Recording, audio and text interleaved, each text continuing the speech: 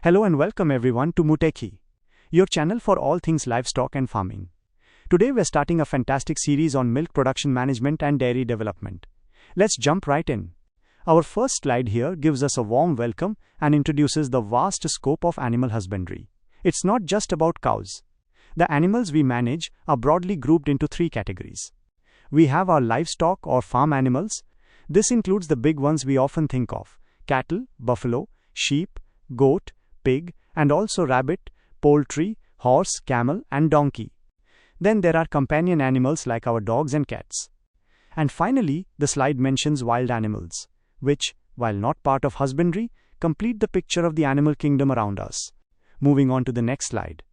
This slide takes us back in time to the very beginning: domestication. This is the process of taming wild animals and keeping them for human benefit. It's a practice that started thousands of years ago. For instance, sheep and goats were some of the first domesticated in the Middle East around 11,000 years ago. Cattle followed around 10,000 years ago, also in the Middle East, while the humped cattle we know in India were domesticated in South Asia about 8,000 years ago. It's fascinating to see how long we've lived alongside these animals. Let's look at why they are so important. This is a crucial slide. It outlines the role of livestock in a farmer's economy. It's not just about milk or meat, it's a complete support system. Livestock provides income from selling products, employment opportunities, and food for the family. It acts as social security, a living bank account for emergencies. Animals also provide draft power for transport and farming, dung for manure and fuel, and skin, hide, and leather for various uses. They are truly the backbone of rural life. Now let's talk numbers. This slide has some incredible figures from the 20th livestock census of 2019. It shows the sheer scale of livestock in India.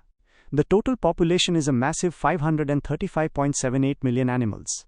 Breaking that down, we have about 192 million cattle, nearly 110 million buffalo, 148 million goats, and over 125 million sheep. These numbers really highlight the importance of this sector. And what are all these animals producing? Milk. This graph shows India's amazing journey in total milk production.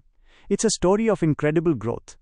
Look at the progress. From about 55 million tons in 1991, production has skyrocketed to over 187 million tons in 2018-19. That's a phenomenal increase, making India the global leader in milk production. So which states are leading this milk revolution? The top three states for milk production are Uttar Pradesh in first place, producing over 30 million tons. Rajasthan is second with 23 million tons, and Madhya Pradesh is third with nearly 16 million tons. Tamil Nadu also contributes significantly with over 8 million tons. But how much milk is available for each person? This is measured as per capita availability. On average, every person in India has about 394 grams of milk available to them per day. But this varies by state.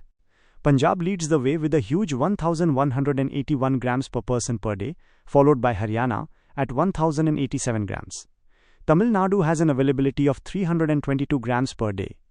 This shows how dairy-rich some regions are. This brings us to India's position on the world stage. India doesn't just lead in total milk production. We are number one in the world in several key areas: total livestock population, cattle population, buffalo population, goat milk production, and total bovine population. As of 2020, we produced a staggering 195 million metric tons of milk, a truly world-dominating performance. And here's a key fact many people don't know. More than 50% of the milk produced every day in India is contributed by the buffalo. They are the unsung heroes of the Indian dairy industry.